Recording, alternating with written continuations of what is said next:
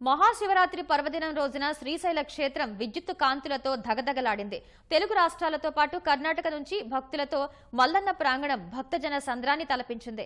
స్వామివారి ఆలయం చుట్టూ అల్లిన పాగా విహంగ వీక్షణంలో ప్రత్యేక ఆకర్షణగా నిలిచింది.